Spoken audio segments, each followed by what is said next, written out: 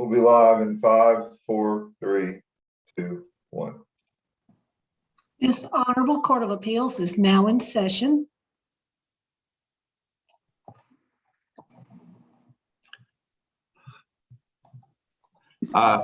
Good morning, counsel. Before we call the case, just a couple of things. If we should have any technical problems as we're proceeding, we'll just take a pause and we'll work through it and get it resolved. We appreciate you're all participating in this oral argument by Zoom. Hopefully we're approaching the end of when we will be doing these by Zoom and we can be back in person. Call the case, please, ma'am. Madam Clerk. Michael Ashley Lockhart versus Casey Dawn Higgins. We'll hear from the appellant. Thank you. May it please the court. My name is Michael Giffen. I am an attorney from the Coffee County Bar. I would like to reserve 2 minutes of time for rebuttal in this matter. That'll be fine. This is a fairly simple, I think, and straightforward case regarding the surname of a minor child that was born Finley Case Higgins. This child's date of birth was August the 15th of 2018. This child is now nearly 3 years old. And the issue on appeal is basically whether the trial court erred in changing the surname of the child to a hyphenated surname, given that the father failed to show that the name change was in the manifest best interest of the child. And I'd like to touch on a few facts, I think, that are relevant in this case. These parties were unmarried to one another when they started their relationship back in May of 2017. They resided together for a few months at my client's home, and my client, the mother, became pregnant. The parties subsequently separated during this pregnancy, and the father, Mr. Lockhart, began engaging in some threatening behavior towards my client. That resulted in my client having to obtain an order of protection against Mr. Lockhart. In March of 2018, he was charged with aggravated criminal trespass. The following month, in April of 2018, he was charged with aggravated stalking. He pled guilty to an amended charge of stalking, received an 11-month, 29-day sentence to serve 10 days, and pled guilty also to aggravated trespass, got a second 11-month, 29-day sentence to serve 10 days, which was consecutive to the first. And there was a no contact order put down against Mr. Lockhart towards my client for the 2 years of probation that he had. The child was born on August 15 of 2018, as I stated. The latter part of that month, Mr. Lockhart filed a petition to establish paternity and a proposed temporary parenting plan in October of 2018. And in that, I would say in his petition, he did ask for the child's surname to reflect his name being Lockhart. We filed in October a response and a counter petition and a proposed permanent parenting plan. We also filed a motion seeking hair follicle drug testing of Mr. Lockhart. Those results came back where he was tested positive for marijuana. This matter was submitted to mediation in January of 2020, and we reached a settlement in that case. The parties entered into a parenting plan that was executed, though, in June of 2020. The issue of the surname had not been addressed at mediation, and that delayed an order of paternity being entered in this matter. As such, in July of 2020, Mr. Lockhart filed a motion to change the child's surname or to address it, and stated that it was in the child's best interest to have his surname the same as the father. We had a hearing. What kind of motion was it? Was it a motion for a hearing, a motion for summary judgment, or what? It was just a motion basically to address the surname issue. That we had not addressed that at mediation in the case. And so we ended up having a hearing just on that limited issue and on August the 11th of 2020. It was during this hearing the first time that the issue of whether or not this child should have a hyphenated surname came up. He didn't ask for that in his initial petition. He did not ask that in his motion that he filed. The only testimony that was presented to the court when the question was asked to him about it as basically a fallback position was he stated, it's a fleeting alternative, yes, but compromise is the key. That's the only proof or testimony with regard to the child having a hyphenated name. Who asked the question? His attorney asked that question. As a result of the hearing, the court ordered that the child's name would be Lockhart Higgins. Now, we timely filed this appeal. The issue regarding surname of children is governed under the statute in Tennessee Code Annotated 68-3305. And in subsection B, it basically sets out, as I'm sure the court's aware, that if children are born out of wedlock, that the father's name is not, or the father is not mentioned on the birth certificate, and the child will have either the surname of the mother or the mother's maiden surname or some sort of combination. But then in subsection C, if there is a paternity action, then the issue of paternity and the surname of the child will be entered on the birth certificate in accordance with that court hearing.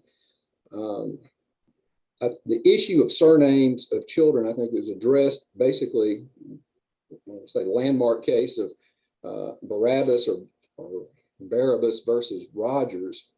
And in that case, it discussed the common law practice that children born during marriages take the surname of the father. Children born outside or out of wedlock take the surname of the mother, and the statute reflects that. But it also points out too, the law on these issues is that paternity proceedings do not automatically change a surname as a matter of law. The paramount consideration is what is in the child's best interest, and the party seeking the name change has the burden of proof in this matter, and the proof is, it has to be, it's not insubstantial, and that mere inconvenience or embarrassment is insufficient in these cases. And did the court analyze the factors in the Barabbas case? The court did not. In fact, the only proof that was presented was with regard to there being a hyphenated name was the testimony that I just recited to the court earlier on that. But we submit that the record. Did this case just go back for additional findings then? Well, I believe that the record in this case is sufficient for the court to find, to look at, to say that there is no basis which would justify hyphenating this child's name. Again, as I stated, the only proof or testimony was just this saying compromise is the key. If you look at those four factors, though, even if the court looks at these factors and looks at the facts in this case, the father has failed to meet his burden of proof in this matter. Those four, there are actually five factors in this case. Two of them are not relevant, I would submit, to this case. The first one being the child's preference. This child was 2 years old at the time. The third factor, the length of time the child has had its present surname. Again, I don't think that factor favors one parent or the other in this case. But if you look at criteria number 2, the change's potential effect on the child's relationship with each parent, I would submit to the court that factor, there's no proof in that would support the father's claim that the child's name ought to be changed. He stated he had an awesome relationship with this child, even though he was still not exercising overnight visitation at the time of this August 20 hearing. But he stated, the only proof he said was, or he had in this regard was, well, he doesn't have any other children, but if I did have other children, I would like them to have the same last name. And he also testified that he wants to coach the child in ball or in other sporting activities, and that he would like the child to have the same last name that he has. But the law on that is set forth in Sullivan v. Brooks. A parent's wish that a child's surname be changed is not sufficient to justify such relief. The parent's preference is not enough. It is not evidence that a name change is in the child's best interest.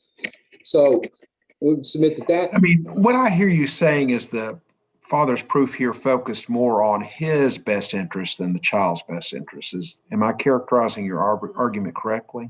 I'm saying that he didn't focus anything on the child's best interest in that regard. That was just his personal preference, that expression. And as the court stated in Sullivan, that's not enough. You've got to show that it is in the best interest on this. He merely stated, this is my desire, this is my wish to have the child's name changed. That fails, I would submit, criteria 3 under the Barabbas case. Under criteria 4, the degree of community respect associated with the present and the proposed surname doesn't favor Mr. Lockhart over the mother in this case either. In this case, he testified he's the only Lockhart of his bloodline in Warren County. So there is no family reputation or good family name that's associated that would somehow benefit him in this case. Now, he testified he believes he has a good name in the community, that he's a partner in a business that periodically loans boats out or campgrounds for periodic events. And he also said he felt like he was a community or a civic leader because he was in the JCs back 9 years ago prior to this hearing. Well, since he was in the JCs, you know, he's had a theft charge, a stalking charge, an aggravated trespass charge, and failed a drug test. I mean, how good a reputation can that lead to? Well, that was the point that I set forth, I think, in my brief. I think his statements about being a community or civic leader, that's just basically an assertion of his own self-perception in this. They didn't put forth any third-party testimony that said, yes, he is. He's one of our founding or one of our upstanding community leaders. He didn't put forth any kind of brochures or any type of demonstrable evidence saying, you know, Michael Lockhart in Smooth Rapids, you know, is proud to present this for this charity event that would somehow show that he's some sort of community leader, and there, as a result, you know, he has a good name. As Your Honor points out, the fact that he's had an order of protection, that he was under suspicion, he testified, he acknowledged he was under suspicion at one time for stealing $2,000 from his partners. He pled guilty to a theft charge out of Walmart. He pled guilty to stalking. He pled guilty to aggravated assault. And we even pointed out he was tagged. He failed the drug test, and he was tagged in a Facebook social media post containing drug dealing references in that regard. So certainly people outside there that are on Facebook tagging him, I think is kind of indicative of his reputation in the community on that. So our position is that he has not met that burden as well. Finally, with regard to criteria number 5, the difficulty or the harassment or the embarrassment that the child may experience from bearing either its present or its proposed name, there's no proof in the record that the father, presented by the father, that the child will experience difficulty or harassment or embarrassment, which would justify changing the name. He acknowledges, and pursuant to the terms of the permanent parenting plan, this child is going to live primarily with the mother, my client. My client has gotten married during the pendency of this appeal, but she's kept the name Higgins. So she's going to have the same last name as the minor child. Mr. Lockhart admitted the name Higgins' name has no negative connotations in Warren County. This child is going to attend school. Counsel, I'm sorry, before your time runs out, let me ask you that.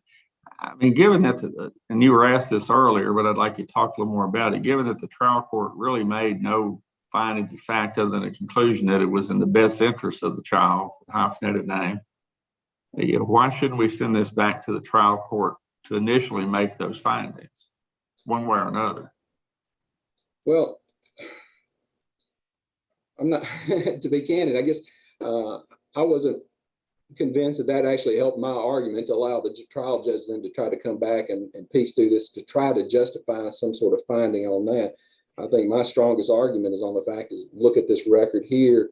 The father did not meet his burden of proof in this matter on this case, particularly in light of the fact that the court found that the child should have a hyphenated name, and there actually was no proof on that. So I don't know that the court can go back and try to, gin up facts that say, hyphenation of the child's surname would be in the best interest.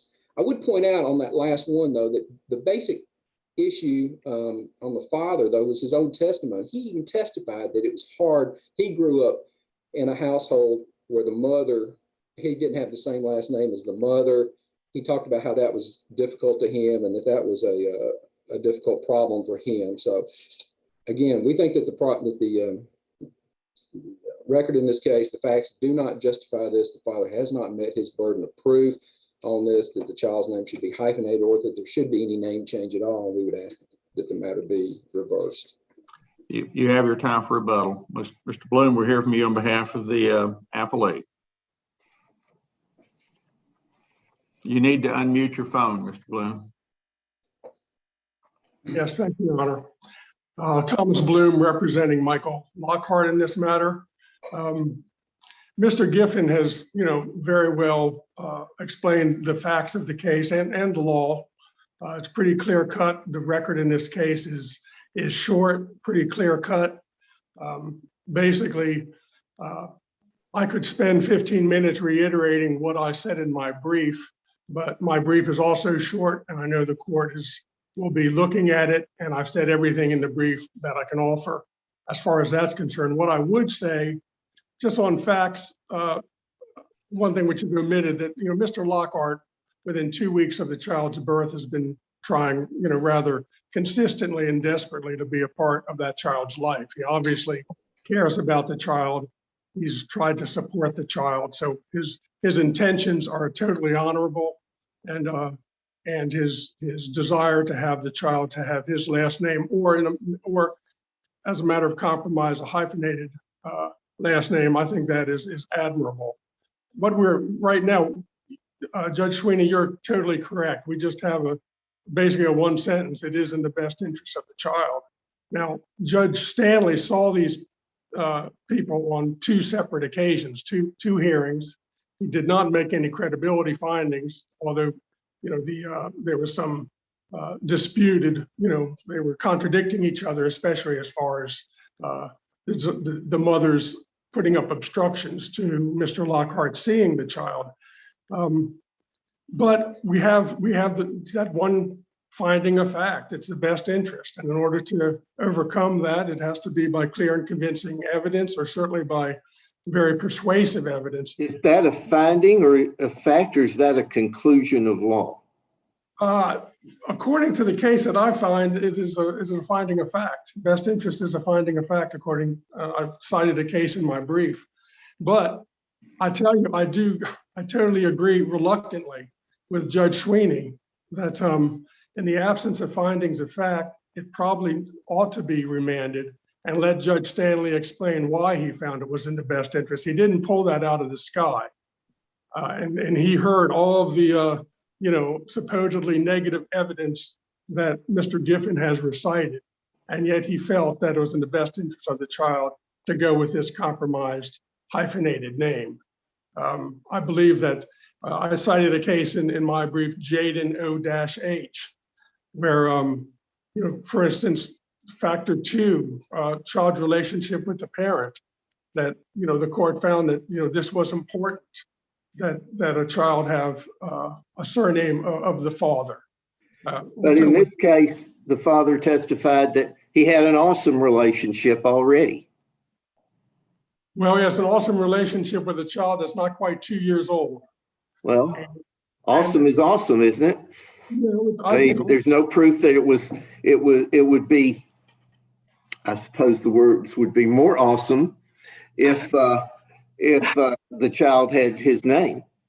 Well, I respectfully, disagree with you. I think awesome is obviously that changes with the child's age, child's activities, the nature of a parent's involvement with the child. Was there any testimony about as the child gets older? I think if he had my name, it would be even more awesome.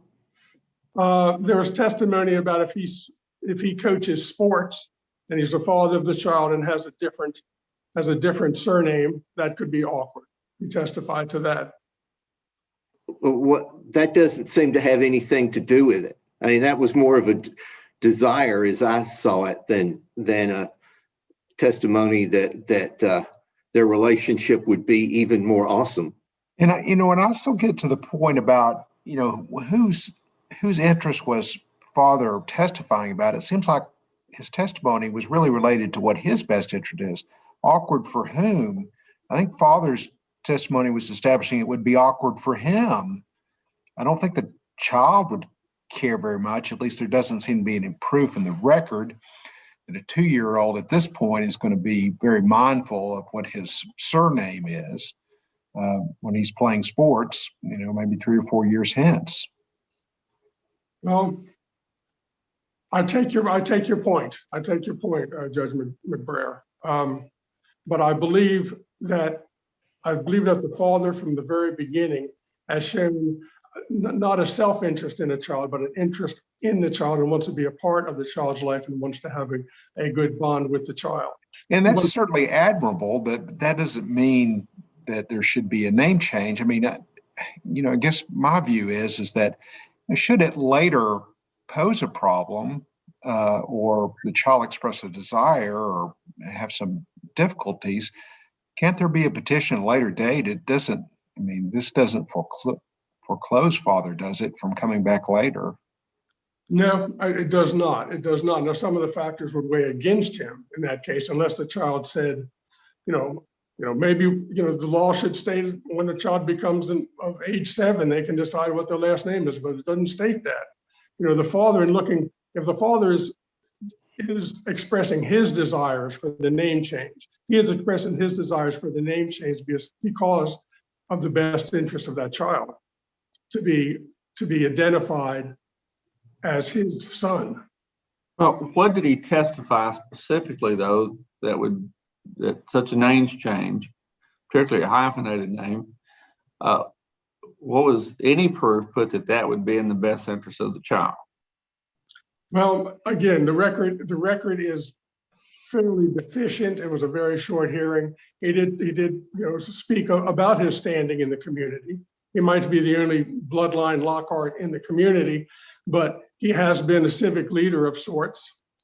He's developing a recreational business, which is very much involved with the community. Isn't that at least partly negated by, the theft and stalking and et cetera that he has committed in the last few years? No, I don't think it's negated. I think it's a factor. Again, these things with, I'm not minimizing violations of the order of protection, but one sees that quite often in these domestic relation situations. The theft, I don't understand why somebody would steal a book from Walmart. I don't know the circumstances of that. He pled guilty to, the violations of the orders of protections, essentially, so that you could start seeing the child. I think it's important. One on the other side of the spectrum, the mother has done everything in her power to keep him from the child and to deny his responsibility and his involvement with the child. Well, even taking that as true, though, our focus should be on what's best for this child. What's the best interest for the child? And I'm just not hearing a lot about how this hyphenate surname promotes this child's best interests in this case. I mean, can you help me find where this actually helps this child at this age to have a hyphenate last name? The only way that I can help you, Judge, and again, the record was sparse and we don't know exactly what Judge Stanley's thinking was, is this. If the father's name is attached to this child, whether totally or by a surname or by a hyphenated name, the child knows what his connection is. I mean, and the community knows what his connection is with Mr. Lockhart. It is documented.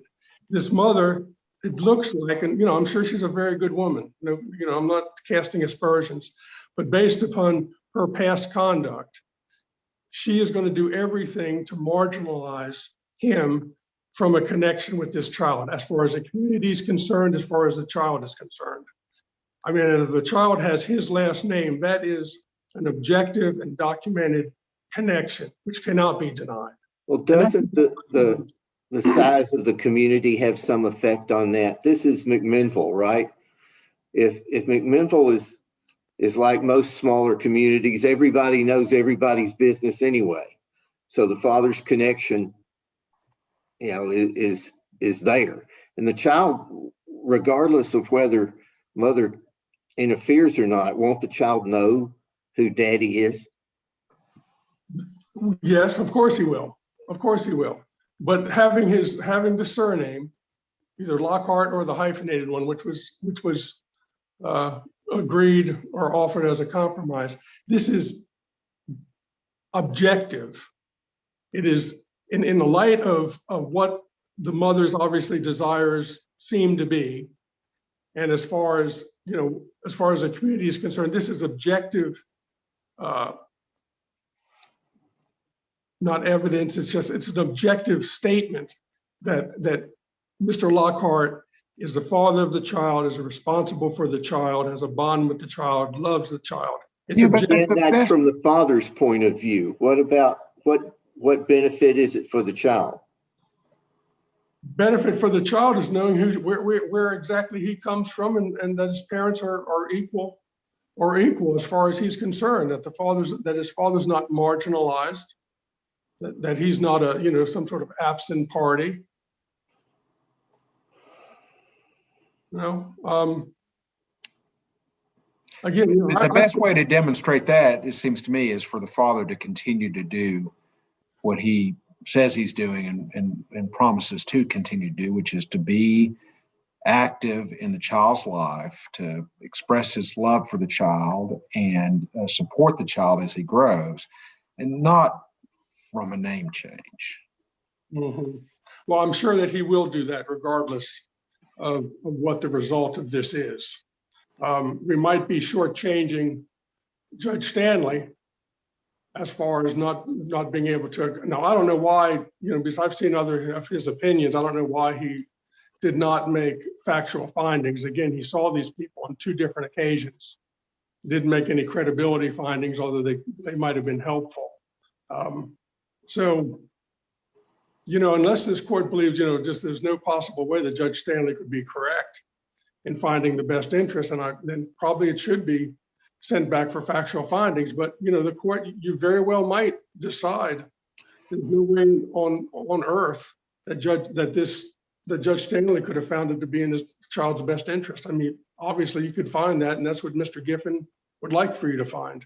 Well, I guess one approach here would be is if we look at the record and take all of father's proof as true, does that actually rise to the level of justifying a name change? I mean, that's one way we can approach it rather than sending it back. I mean, when to me, it's sort of difficult to send things back when you've got a child involved. There just needs to be some certainty going forward. Yeah, no, I mean, there's expense, there's delay, there's uncertainty. I definitely understand that.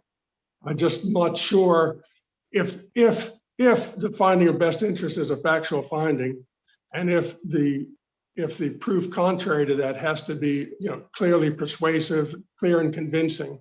I just don't think the proof in the record itself rises to that level to overturn Judge Stanley's factual finding. The court may very well disagree with me. I understand that. That's the best I can do. Best I can. I wish the record was more expansive, and I wish Judge Stanley had been more thorough in his factual findings. Anything else, Mr. Bloom? No. Okay, thank you. Mr. Giffen, we'll hear from you in rebuttal. Your Honor, yes, thank you. Just briefly, I just wanted to address the issue about the allegations that Mr. Bloom stated that regarding my client somehow is being an obstructionist or trying to marginalize this child's relationship. This man's problems are of his own making. He's the one that was the one that had an order of protection put against him, the stalking, the aggravated trespass issues on that.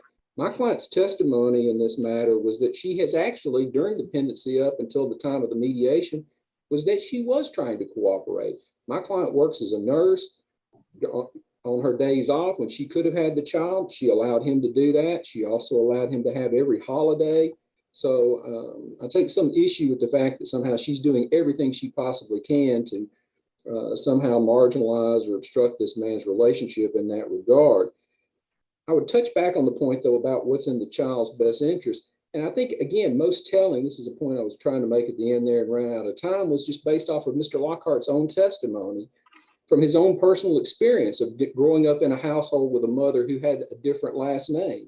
And he stated, and I quoted in my brief, "I know that me being a Lockhart and my mother doesn't well share the same name. It was confusing for me growing up. And it always, well, why don't you have the same last name as your mom? I got that question a whole lot. So by personal experience, I would say yes. But of course, I can't say how anybody's going to act. That I would say yes, because I know it was troubling for me growing up. So by his own personal experience, he acknowledges this child may face difficulty in having a different last name than that of my client.